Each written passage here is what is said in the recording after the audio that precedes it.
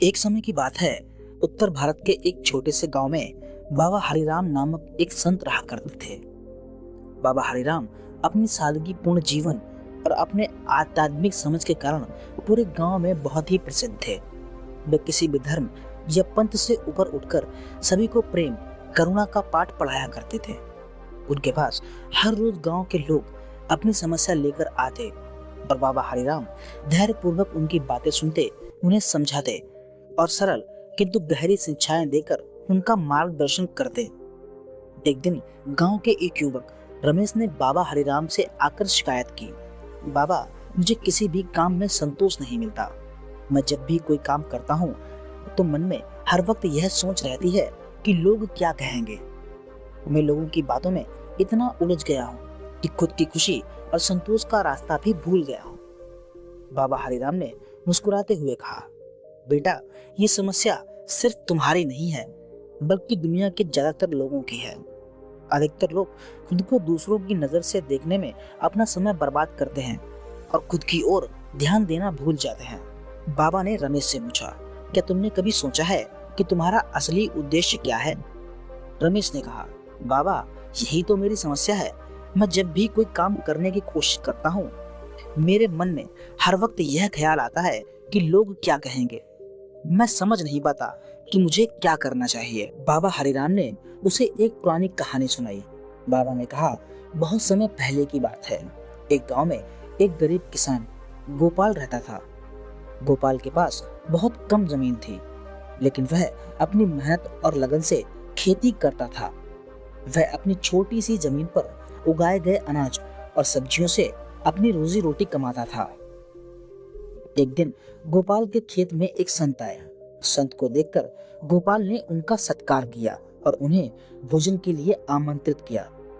संत ने भोजन के दौरान गोपाल से पूछा, तुम इस छोटे से खेत में ही संतुष्ट हो? क्या तुमने कभी बड़े बड़े खेत और संपत्ति के बारे में नहीं सोचा? गोपाल ने कहा, महात्मा जी, मुझे दूसरों की देखा देखी अपने सपनों को बड़ा बनाने का विचार कभी नहीं आया। मैं जितना है उसी में मेहनत करके आनंदित रहता हूँ। मेरे लिए मेरे छोटे से खेत की फसल ही मेरी दुनिया है। संत ने मुस्कुराते हुए कहा, यही तुम्हारी सच्ची संतुष्टि और आंतरिक शांति ही तुम्हारी सबसे बड़ी संपत्ति है।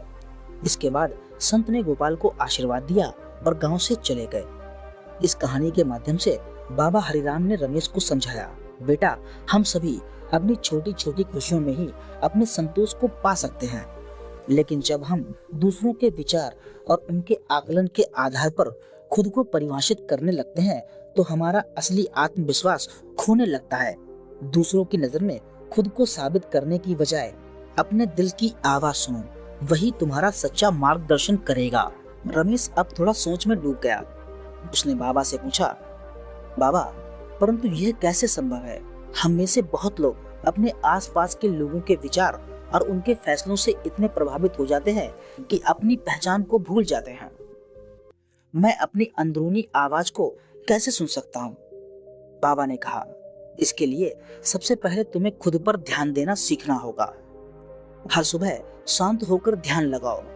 खुद से पूछो कि तुम सच में क्या चाहते हो। धीरे धीरे जब तुम अपनी इच्छाओं और सपनों को पहचानने लगोगे तो तुम्हारा ध्यान दूसरों से हटकर अपने ऊपर केंद्रित हो जाएगा। एक पेड़ की तरह जो हमेशा ऊपर की ओर बढ़ता है, तुम्हें भी अपनी जड़ों से जुड़े रहकर आगे बढ़ना सीखना होगा। फिर बाबा ने रमेश को एक उदाहरण दिया। तुम्हारे पास जब एक मशाल होती है और चारों तरफ अंधेरा होता है तो तुम्हारा ध्यान केवल उस रोशनी पर होता है, न कि अंधेरे पर। इस प्रकार तुम्हें अपने जीवन में मशाल रूपी ध्यान रखना है और दूसरों के विचार रूपी अंधेरे को नजरअंदाज करना है। रमेश ने बाबा के सपनों को ध्यान से सुना और सोच में डूब गया। बाबा ने उसकी पीठ थपथपाते हुए कहा, बेटा, तुम्हारी असली खुशी, तुम्हारा असली आत्मविश्वास, तुम्हारी असली पहचान तुम्हारे अंदर है। इसे खोजो, समझो और दूसरों पर ध्यान देने की बजाय अपनी पहचान पर भरोसा रखो। इस प्रकार रमेश ने बाबा की सीख को जीवन का मंत्र बना लिया। उसने दूसरों की बातों में उलझने के बजाय खुद को समझने का प्रयास किया। धीरे धीरे उसका आत्मविश्वास बढ़ने लगा। उसके जीवन में सच्ची शांति और संतोष का आगमन हुआ।